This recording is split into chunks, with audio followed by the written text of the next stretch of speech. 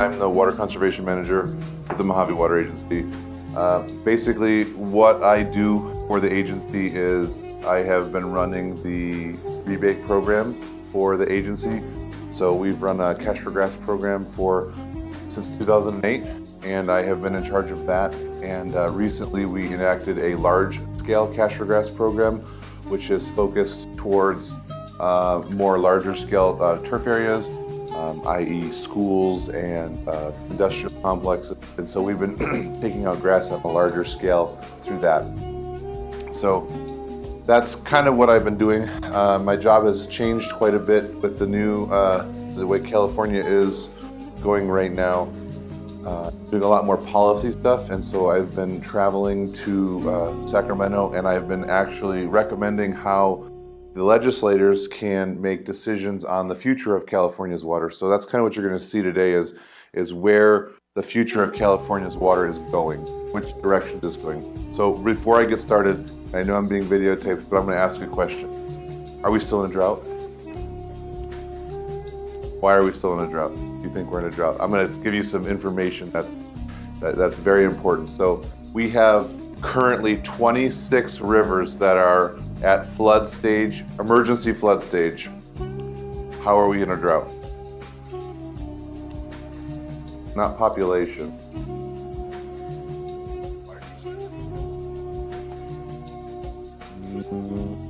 It's close. Somebody else have an idea? So we have flooding rivers. Yeah, but is it available fresh water to drink? Well, all water that's, yes, all that water will be available. It needs to be treated, but it would be available, yes. Is it recharging? Not necessarily. That's kind of where I'm getting to. So we're not recharging our aquifers fast, and we're also not filling up reservoirs that we have. So we have reservoirs that are full, but we have reservoirs that are not full. And so that's where we're still kind of in a drought. So just because we have all this water, this year was the most water that we've ever received in California history. Most rain ever in recorded history, the last 100 years. So obviously that should take us out of a drought. And theoretically, it does take us out of the definition of drought, which is a lack of rainfall, but it doesn't take us out of a water availability crisis that we're in. And that's because we don't have a way to keep the amount of water we need for the people that we have here.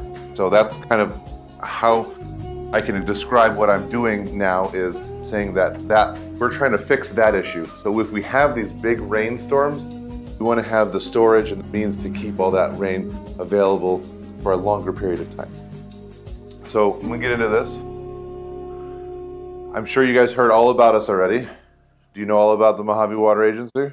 We actually haven't done a heck of a lot on it. We're waiting till you come back. Well, okay. Well, then I get to talk a little more about us. Super. So we were formed in 1960. We are an elected body. So the Mojave Water Agency has a 7-member elected body that makes decisions on water policy and water issues locally. We are a state water contractor. I heard somebody say that there's 29 state water contractors earlier, and so we are one of them. We are allowed to access the California aqueduct. No one else locally is allowed to touch that water.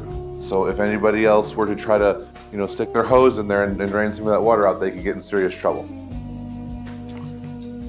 So our mission is, and I'm going to kind of read this one. I'm not going to read all the slides, but this one I will read. Our mission is to manage the region's water resources for the common benefit to assure stability and the sustained use by the citizens we serve.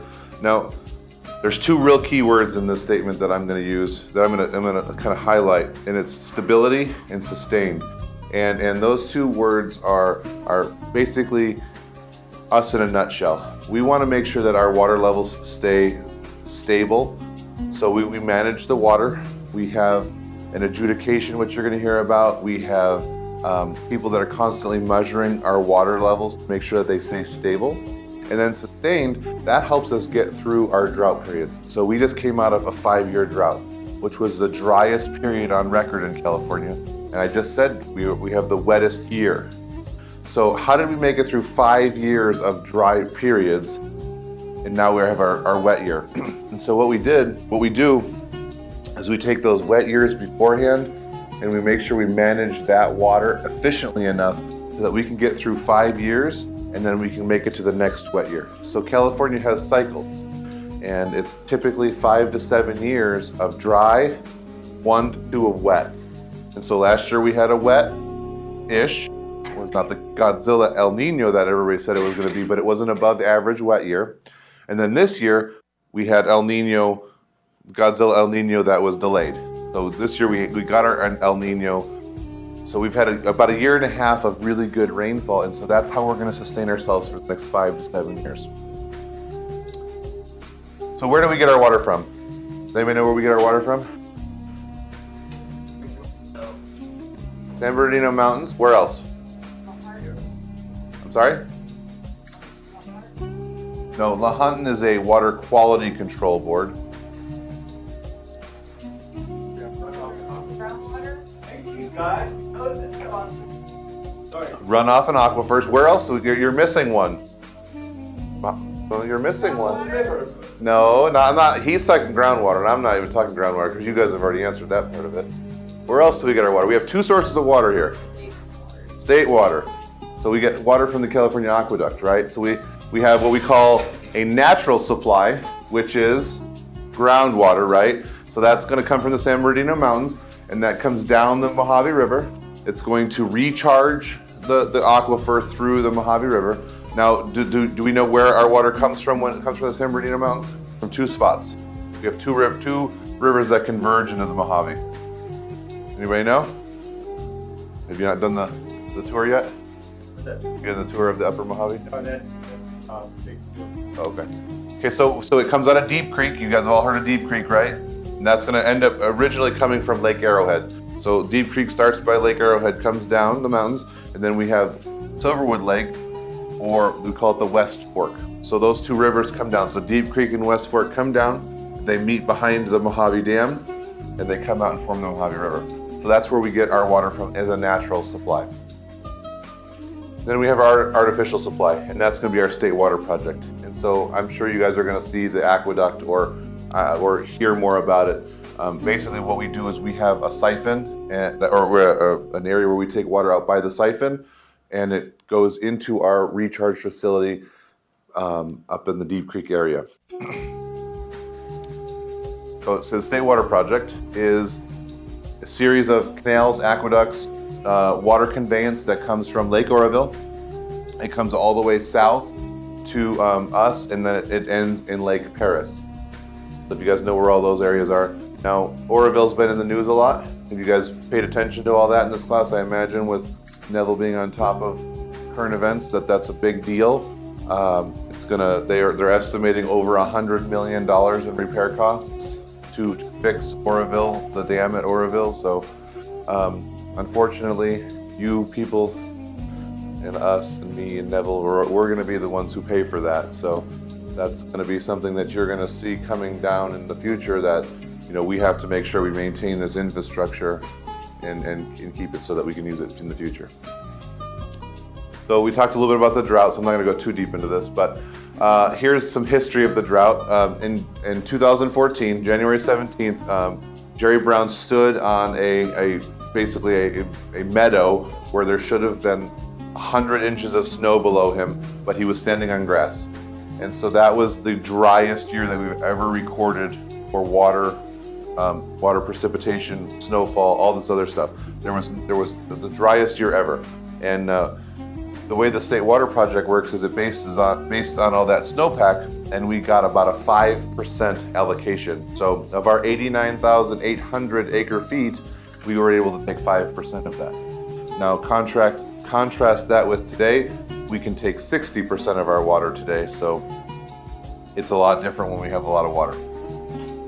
So after he declared this drought, in May 9th of 2016, he issued something called Executive Order B3716. It's also known as Making Conservation a California Way of Life. If you have any interest in becoming a water professional, I suggest that you read this. And I can show Mr. Neville where to download this, and I'm going to implore him to make this some sort of a requirement for your class, because this is going to shape water policy in California for the next 30 years. Okay.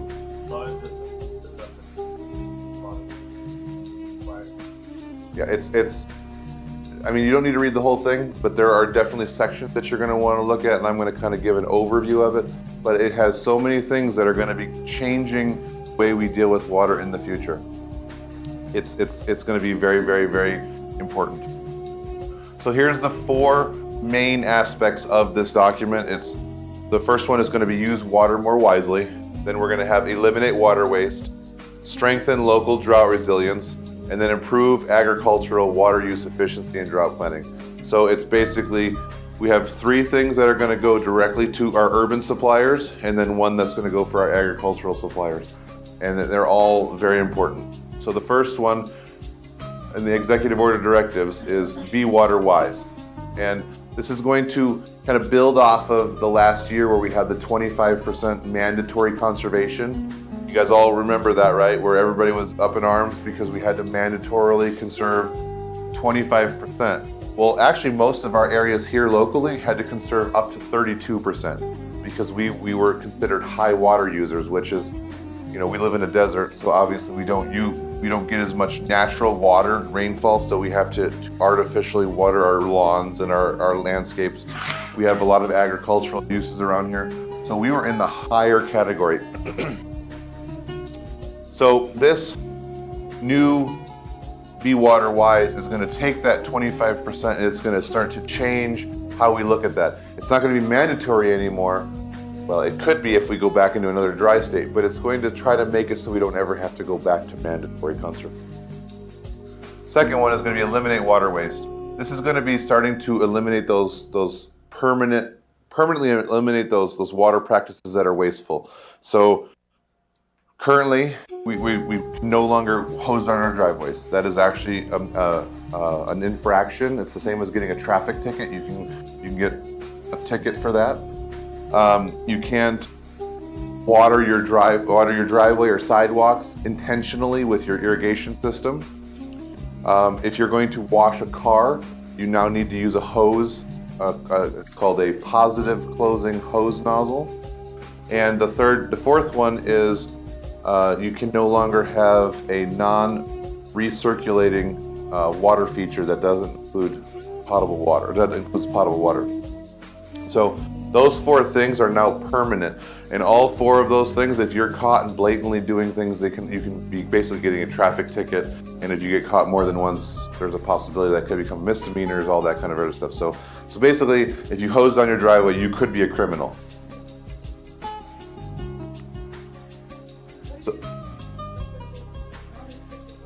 So a water feature must recirculate its water, and if it doesn't recirculate its water, it can only be non-potable water. And that play element? Yes. You're expecting to happen? Oh, that's been in play for the last 6 months. Maybe I don't understand. You're saying so that some non-potable water, where non-potable water.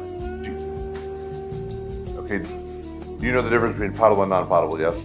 Okay, so if you have a water feature that's in, say, a city, and they're taking water out of the city water system, that is drinkable water, and refilling a fountain or a city park where they have, you've all been to Palm Springs where you see all those water features when you drive around. Everybody has a water feature.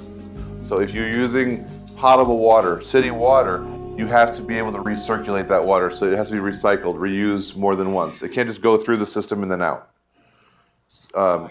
If you're going to have one that goes through the system and goes out, it has to be a non-potable source. Does that make sense? Okay, so the third one, strengthen local drought resilience. This is going to create common standards for a planning for a 5-year drought. So basically what this one is, this is kind of the biggest part. And so if you guys read one section of this new document, which it's a couple hundred pages, so it's a lot of reading. But this section talks about how we're going to plan 5 years in advance. We kind of already do that. We do something called an urban water management plan, which is every 5 years, we look ahead 5 more, up to 20 years. We do it in 5-year increments up to 20 years. And we determine how much water we're going to have. And so basically our urban water management plan determines how much growth we can have locally. So in 20 years, if you don't have water, you can't build stuff. So today is 2017. If we run out of water in 2030, say, okay, so that's 13 years from now, right? If you run out of water in 2030, then anybody who wants to build a Walmart, who wants to build a Home Depot, who wants to build any of these kind of big structures, of whoever wants to build lots of houses, the government's going to say, I'm sorry, we don't have enough water. You can't build this. It's against the law to build what you want to build. No permits will be issued. Nothing will be filed. You will not be able to build those things. Now, that 20 years, you have to be able to provide water for 20 years. So say you're at Walmart and you want to come in and build a new Walmart and your water is going to stop at 2030. You have to then go find somebody who's willing to give up their portion of water in the amount that you need. You have to purchase it from them so you can sustain that. Then you can build a property. So it becomes a lot different when you're in this 20-year block of time that we have to look at. So what they're going to do now is they're going to take a 5-year look and they're going to determine how much conservation you need to do. So for 5 years, we start looking. So it's going to be supply versus demand, right? Who's taking economics here? Anybody? Okay, a couple people, that's good. So basically we have a water supply and we're going to use a nice round number of 100,000 acre feet, right? So we have 100,000 acre feet here of supply, and in year 1, our demand is 90,000 acre feet. So we're still good, right? We're still underneath that supply. There's 10,000 acre feet over. Year 2, we have 95,000 acre feet. So we're still good. We still have 5,000 of leeway, right?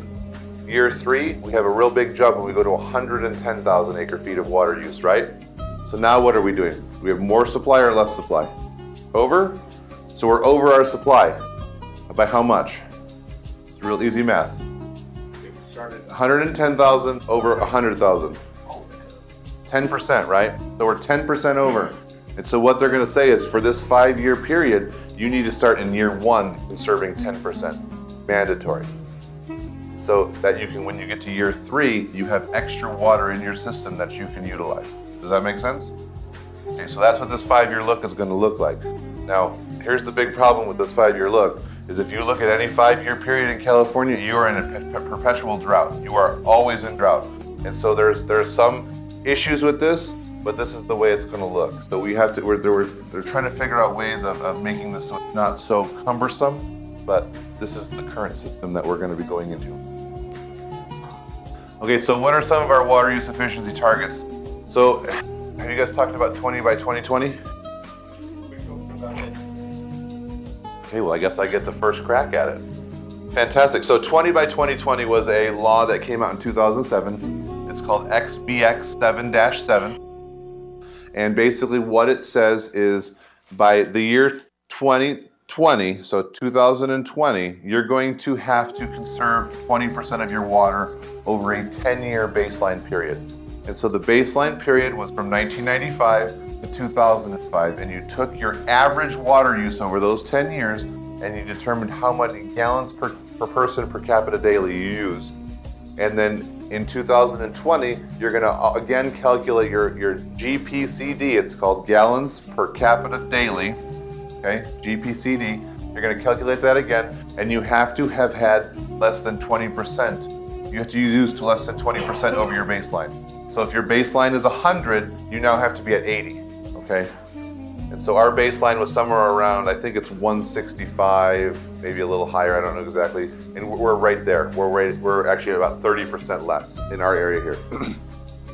I don't know what the exact GPCDs are. I do know we're 30% under. So basically what they're doing is they've taken this 20 by 2020. Well, in the future, after 2020, this is the new targets, okay?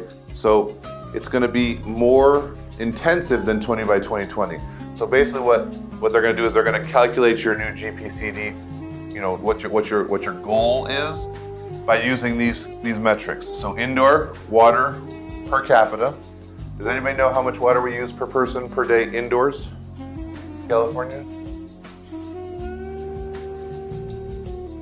That's total. I'm thinking just indoor, just to flush your toilet, shower, and run your dishwasher, run your washing machine. Anybody take a guess? You're close, but you're a little low. He said 40, so somebody else want to take a guess?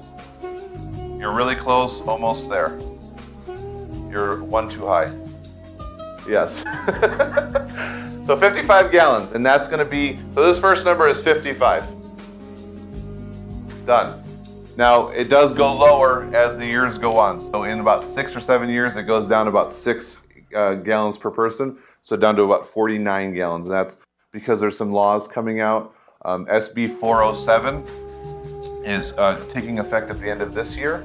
And that is going to be where all water fixtures in your house, if you sell your house or remodel your house, now have to be water efficient fixtures. So if you have an older house and you have older toilets or older shower heads and you want to sell your house, you have to upgrade them before you can sell your house. That's going to be a new law. It's called SB 407. You guys should probably take a look at it because it's going to be coming up here at the end of the year. Okay, so the next one is going to be outdoor irrigation incorporating landscape area and climate. So this number is variable. Every area is going to be different for this number. What this is going to look at is what your ETAF is, okay? So that's your evapotranspiration, and that's going to be, AF has to do with your area and your climate, okay? So ETAF is going to be evapotranspiration, and then it's going to be adjusted for your climate, basically. It's going to be adjusted down and up for how much landscape area you have. So that's going to be something that's variable. So these are for houses, for residential houses. So you have indoor residential and then outdoor residential. Yes, sir. Like I was in climate, so say an area like Yes, correct. That's yes. So they're basically your ET, and your ET is basically how much water is lost from evaporation and transpiration. So as the sun beats down, your plants are losing water through transpiration through their leaves, and then you're also, any water that would be on the ground is also being sucked out through evaporation. So ET is a culmination of those two numbers, and then what they do is, so that's basically your temperature, your solar radiation, all that kind of stuff goes into ET, and they're going to take that and multiply it basically by your landscape area. So we live in kind of a unique area. We're more of a rural community. We have larger yard sizes, so they're going to take all that into account. That is something they're looking at. So Orange County was brought up. Orange County has typically smaller yards, but they have more landscaping. They get their ET's less than ours, so they're going to have a smaller water number in this area, and we're going to have a little bit larger. So nobody knows what these numbers are yet. They haven't done the studies yet. I would throw some numbers at you, but nobody knows. Oops, I'm sorry. So, and then the next one is going to be water lost through leaks. This is going to be any water that's lost through your distribution system. So one of the big things that's coming out through that, eliminate water waste. You saw eliminate water waste, right? Was about the prohibited water practice. Well, the other thing they're going to do is they're going to start looking for leaks, finding those leaks, fixing those leaks. There's a lot of technology that's coming out right now that's going to help people find those leaks, more efficiently, so they can know, this is this area here is where the leak is, as opposed to having to look all over the whole entire area for it. So this is going to be like a percentage of these two numbers that we have to get to. Somewhere less than probably 7% will be allowed to be lost through leaks. So if you have, like we talked about 100,000 acre feet, you'll be able to lose less than 7% of that water, which is not a lot, okay? And then the next one is going to be commercial, industrial, institutional. So that's going to also vary by area. So certain areas, like we have the industrial complex in Victorville, they're going to have a little bit different water requirement than, say, Apple Valley, because they don't have as much industrial, but they have more medical stuff. So all the numbers are going to be different for these different uses, water uses. So all four of these added up is going to equal your new GPCD. What's GPCD stand for again? This is very important. G, Well, how do we measure water? Gallons per capita daily. And that's very important to remember GPCD, because that's probably one of the biggest metrics that are going to come out in the future to talk about how much water we use. Now, where do you fit into all this? So you guys are actually a lot closer than the people that I talked to at the Water Summit. You guys are actually in a class learning to be a water professional. They were kind of looking at maybe, hey, maybe this is something that I want to do, but you guys are definitely there. So these are the new laws that are going to be legislated in the next 5 to 7 years when you have the ability to help with stuff. So new water use standards and targets, that's what we've kind of talked about with that last slide. We have a new water shortage contingency plan requirements. So a water shortage contingency plan basically is a document that if you are going to run out of water, how we had that 5-year window of running out of water, when does it kick in and for how much? So water shortage contingency plan, say step 1 is voluntary conservation.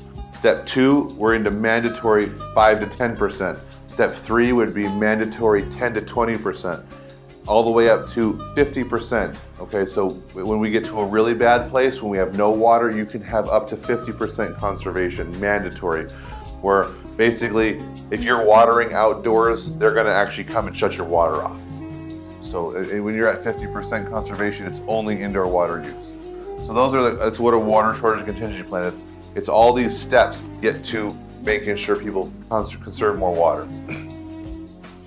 So 3 is drought planning for small water suppliers in rural communities. So this area is very affected by this one. So we have a 5,000 square mile area that we cover, and we have 46 water agencies that we cover. Somebody want to take a guess at how many of those would be considered small water agencies? I'm sorry. You're probably not even close. 36 are considered small water agencies.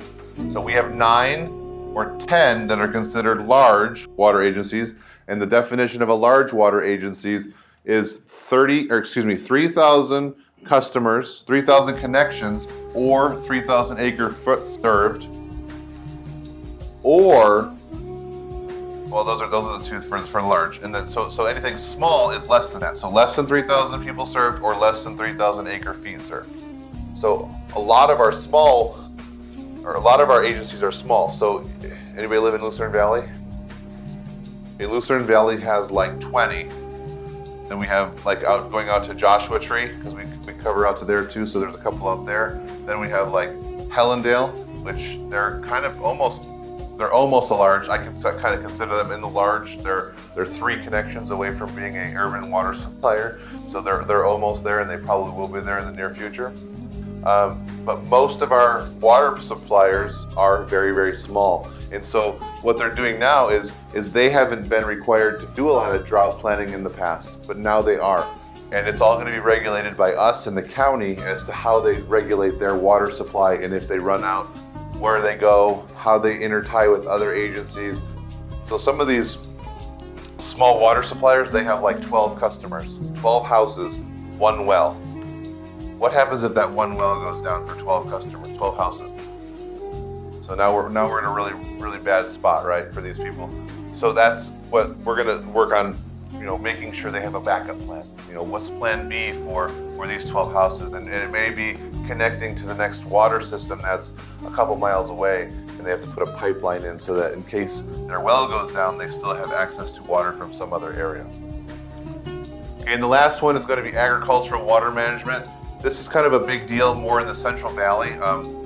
What agriculture we have here isn't really affected by this because it's not at the same scale. It is, obviously any agriculture should be affected by water efficiency, but a lot of this stuff is targeted more towards bringing in more drip irrigation and mapping your fields to make sure that you're as efficient as possible. So I'm sure that Mr. Neville has talked about GIS, and GIS is a huge part of this, and what they're doing is they're now mapping a field. They're using GPS and GIS to map an agricultural field, and they're using infrared on top of those maps to determine where you're inefficient in your watering. And so they can look at a map, and it'll be obviously blues, greens, and reds. Reds being bad, where you're not watering efficiently, and you can adjust your watering to those specific areas to can become more efficient and use your water better in an agricultural field. Okay, so this is what we asked here. So how much water do we use? We use about 189 gallons of water per person per day. That's going to be everything except our agriculture because we don't really count them. Our urban water use is 189 gallons per person per day. That includes when you take a shower, when you flush the toilet, when you water your grass, also includes when you go to McDonald's to buy your hamburgers, or if you go to Walmart, wherever you go throughout the high desert and do stuff, you're using about 189 gallons per day. Okay, so does that seem like a lot or not enough? Seems like a lot? Okay, so who drinks Starbucks? Okay, there's a gallon of water. Who goes to get a hamburger? I like this guy, he's the only one raising his hand. This one over here in the blue. Oh, yeah. You might have noticed the last character. It's alright, I don't mind characters, I can handle it. So you're gonna see in a minute how many gallons it takes to make a hamburger, but that's to get the hamburger to McDonald's, and then to get your McDonald's hamburger, you're looking at probably 2 or 3 gallons per hamburger just to make that hamburger. Yes, sir. Well, okay, so we're also watering. No. Nope. Nope. I'm talking about use. Only use. This is just local. Physical water that's pumped out of the ground and used, you're using 189 gallons per day. Where'd you get that? Where did I get the 189? That's all water used by the That's my job. Oh, we're talking about alternative facts. I love it. All right, I've been accused of fake news. Yes. No, because not everyone. Not everyone uses that much, but people use more. So say you use 60, there's somebody out there who uses 500. So it's an average. Basically what this number is we collect data from all of our water agencies. They submit how much water we've used, okay? So we get water from Victorville, we get water from Apple Valley, we get water used from Hesperia. They're gonna tell us how much water was pumped, and they're gonna tell us based on residential, they're gonna tell us based on commercial, industrial, all these different water sectors is gonna tell us how much water they used. Then we take those numbers, add them up for a whole number for the whole area, and we divide that by the population. It's not an estimation at all. It's an actual water number. They know how much water is pumped out of the ground. They have to know. The state requires them to know exactly how much water they pump. And so what they do is they tell us how much water they pumped, and then we divide that by population. And we know how much population we have because we have done studies on forecasting. We look back at the last census, which is a hard number, and then we can judge forward 5 years based on Department of Finance percentages and our population forecasting, and we know how many people live here. There's about 453,000 people that live in our service area. And so we divide that by the total water use and we come up with how many average gallons. So yes, you're right, it is an average. I don't use this much water per person per day, okay? I know how much I use. At my house, I use about 70 gallons per person per day. That's including my landscape. I have grass, I have trees, I have a garden, I have all of it, but I'm very efficient because it's what I do for a living. But there are people who don't have stuff and they are very inefficient. So, how long was your shower this morning? Okay, perfect. So you're saving the world. How about who took a long shower in here? You did? I do, but then I started. You started. What right does the government have to take the shower? No, just kidding. We're coming to your house. So it's everybody's different, and yes, this is an average. So some people use this, some people use it right on, some people use more, some people use less. But on average, 189 gallons is what we're using. No. So when you go to Target and you buy something at Target, all the water that Target uses, it's accounted for in this number as well. Yeah, because where I work at, we use a lot of. Where do you work? In the fall. Okay. So basically, when somebody goes and orders a meal from you, they're now maybe a gallon or 2 per meal because you're using a lot of water to clean and do other things, right? Is that what you're saying? And so that's what I'm talking about. When you go to eat something, you're accounting for 1 or 2, maybe 3 gallons to eat one meal because of the amount of cleaning that they have to do. In addition to that, like I try to conserve as much as possible. Sure. Turning off the boxes. Like everyone else in there does not care. Like they don't know. Like, There we they're go. not into the accessible water running fund. Like we have that guy all. So like this guy over here and this guy over here who take long showers and don't care about water conservation, it's the same. So there are people, and it's not necessarily they don't care about water conservation, they just don't know. You know, this one over here, he should know by now that his shorter shower will save the world and will save the amount of water. He lives in Lucerne Valley where they have a very deep... I have more respect for the city and your boss. That's it. That's all I got to say.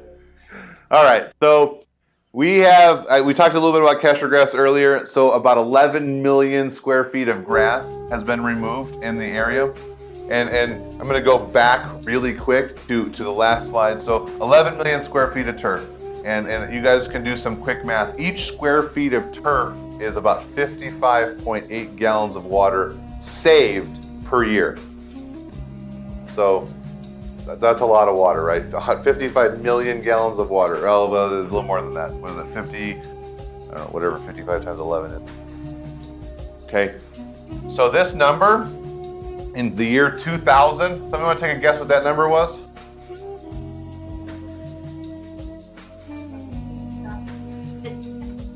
I love my background.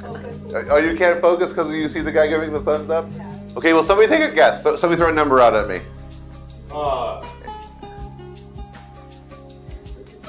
250 is way low.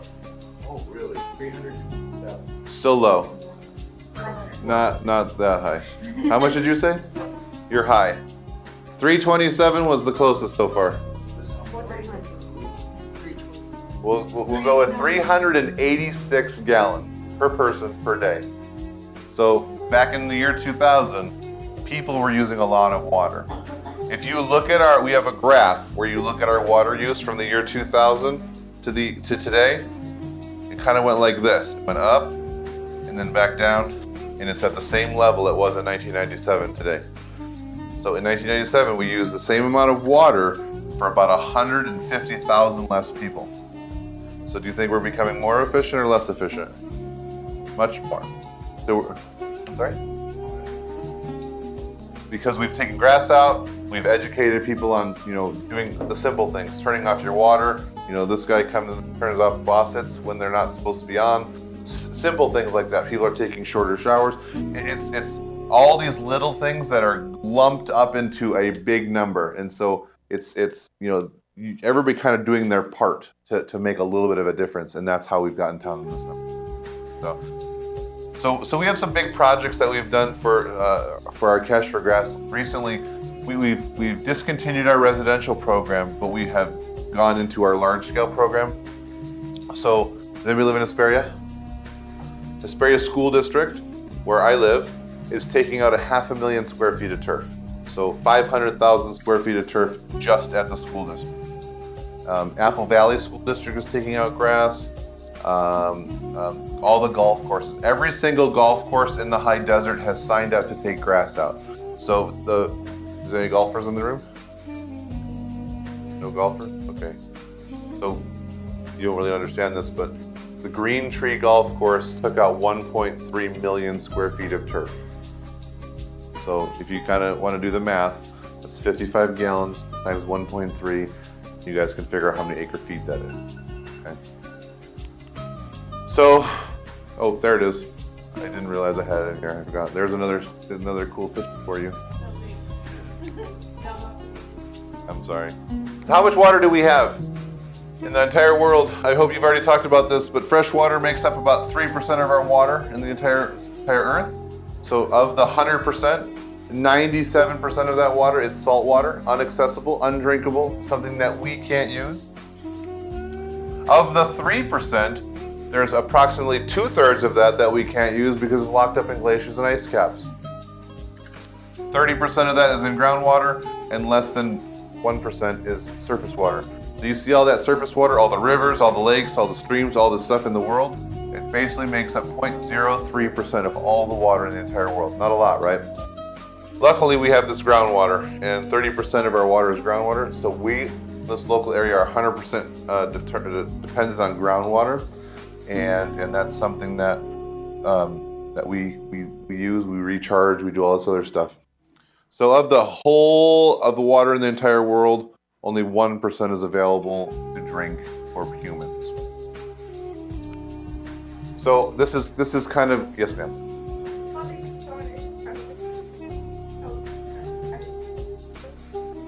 Some of them are, yes. Carlsbad is online. I'm pretty sure they're still bringing Santa Barbara back online.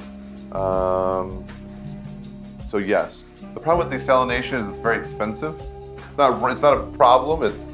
It's a good source. It's a drought-proof source of water. It's very expensive, and there are some environmental ramifications that can come with it because of the brine water that comes out. So we have to make sure we do things the right way. There are issues. They're good, but there are issues with them. So that's kind of why they haven't ramped up and built more of these desalination plants. It's because of some of the issues that come with them. But yes, Carlsbad is a big one that is online, and they're I think they're doing 50 million gallons a day. Yeah, I want to say 2012. Okay, so this is kind of a fact about usage of a product. So how much water do you think it takes to grow a hamburger? Well, one hamburger. This is for one hamburger. Okay. 500. You're way low.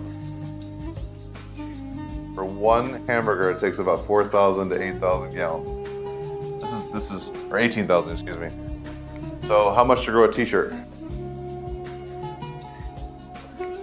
700 gallons. Right? So now if you're like me, I'm probably in a 1,000 gallon t-shirt here because I'm a little bigger. See? I can make fun of myself too. That's all right. I don't mind. So a single load of laundry, how much do you think you use in a single load of laundry? It's 40. But I just want to point out that No, go ahead, please. there's a correlation between the hamburger and the t-shirt. Well, I eat more hamburgers, so I had to have bigger t-shirts. So I'm Correlation. It's okay, I can take it. I know what size I am. So yes, every time you do a load of laundry, it takes 40 gallons. Now, what's the big thing about what is the big mantra that when you do a load of laundry? Should use what's that? Make it a full load, exactly. So it doesn't matter if it's full or if it's half empty. It's going to do the same cleaning, but you want to make sure you wash more clothes at one time. They've got them down to about 26 gallons. So yeah, they're a little better, but there's still quite a bit of water. Okay, so what kind of skills do you need in the water industry? These are the ones you need. You need to be able to work as a team, follow directions, planning, problem solving. You need to be able to work with your hands. Academic skills, math, science, reading, writing, critical thinking. Now, not all of these are for every position, but in general, you're going to need to be able to have a few skills to work in the water industry. And now I'm not saying anybody doesn't have skills, but these are the things you're going to want to really brush up on. I will be the first to admit I can't write to save my life. But you know what? I'm really good at science and math. And so I've paired myself. My boss is fantastic. If I have to write something, I kind of throw up on the paper, and then she takes it and she makes it look pretty. That's the relationship that we have developed, and we're a pretty good team when we do stuff. So, these are the stuff that you're going to want to look for. So what is your career path going to look like? Here are some of the different options. We have, engineering. There's policy and planning. I'm kind of somewhere right in the middle of these two. Currently, I am in a master's program to become an environmental engineer. And basically what I'm learning is how to better design things so that they're more environmentally friendly. And I am doing a lot of policy and planning at the state level to help them understand how in the future people can learn and people can be educated and do things better. You have organizational, this is kind of like your administrative, people who are talking to customers, people who are, setting up meetings, people who are doing all this stuff, science and environment. So when you come out to our office and you have your big day at our office, you're gonna meet all the scientists that we have. We actually have a mobile science lab that we drive out into the field, and we do science experiments in the middle of the desert. So you're gonna see why that's important. And then communication, education, I'm kind of over here too, because I'm here educating you. I'm technically at work right now. My boss is in charge of our communications department. She does all of our media, talking to the newspaper, talking to anybody who has questions about what we do. And then you have operational maintenance trades. And so this is gonna be anybody who is gonna be swinging a shovel, gonna be digging holes, gonna be fixing pipes, going to be running the system, going to be running the operational portion of the system. So typically a wastewater operator, this is somebody who has a high school diploma or a 2-year degree in water quality. And there is a lot of on-the-job training and a certificate that's required, but there are some salary ranges right there. These are a little bit low, I think. I'm not gonna, you guys can look at jobs. I recommend you guys look at certain job sites to figure out what you want to do if you want to work in this industry. So a lab technician, this is somebody who's going to be, testing water quality, who's going to be testing wastewater, making sure that the right chemicals are going in. They're going to be testing and doing things called jar testing. They're going to be doing all different kinds of testing to make sure that what they're doing at maybe a treatment plant is correct. So this is a big job. And then to become an engineer, which is kind of a long process. You do need a 4-year degree, typically in engineering, and what's something called a PE or a professional engineering license to become an engineer. So how do you get started? I'm not gonna go too long about this, but attend a career fair. There's career fairs in water all the time. Participate in water-related special events. If you live in Spring Valley Lake or Hesperia, Oak Hills, any of those areas, look at your local water agency. They're always having little events where you can come out and learn what they do and see what they do and get more involved. 3 is you can join a student chapter or just become friends with this guy because he has all the connections in the water world. Find a water professional. If you, Yeah, last one today, right? what's that? Not yet. So find a water professional to be your mentor. I mean, this is really good. You can do job shadowing. You can come in. You can meet different people. Whatever it is that you want to do, you can kind of become friends. So how did I become where I am today? I actually became friends with some people in the water industry, and started to go to different little meetings. And then when I found out that my position was the position that I wanted opened, I applied. And I'll be honest with you, when I first applied, I wasn't 100% qualified. I had certain qualifications that made me very desirable, but I didn't meet the qualifications as they were read in the job description. So just because you may not have exactly what you need, it shouldn't stop you from doing what you want. And then 5, maybe have a water education day at your school or set up or volunteer to help at one of the other, water related events. So I'm going to tell you a quick story about me and then I'll be done. So how do you get started? You need to work hard. I'm going to give you some advice. Don't try to climb the ladder. Everybody wants to be at the top instantly, right? Everyone wants to be a manager. Everyone wants to be the president, the owner, whatever it is. You all want to start at the top. You want to try to get pulled up the ladder. You want to have people see your hard work, see your persistence, and you want to be able to have them pull you up. So when I started working, I started in the golf course industry. My dad was a golf course superintendent. I loved being outside, so I started going to school to become a turf grass management major. I worked at Apple Valley Country Club. My first year, I dug 3,286 holes. 1 year, I dug 3,000 holes. Because I was changing out all the irrigation heads on the entire golf course. Well, so the next year I came back after going to school, and guess what? My boss, he said, wow, you did a fantastic job last year. You dug all these holes. You basically worked your butt off. You did extra over and above work. I'm gonna give you a promotion to becoming our spray tech. And so I became the spray tech. And I did that to the best of my ability. And then the next year I came back and I was the assistant superintendent. And the assistant superintendent is basically the manager of the whole system, who is going to be in charge of telling everybody, you know, where to go, what to do, what to be, what projects we're doing, how we're doing the projects, being in charge of all this stuff. So you may not start where you want to start, but if you work like you want to work to be at that spot, people will notice and people will bring you along because they're going to want to have you in that position. So I don't know if I used my time right, but that's what I have. And if you have any questions, you feel free to take my phone number down. My email address is really easy. It's my first initial, last name @mojavewater.org. You feel free to email me if you have any questions.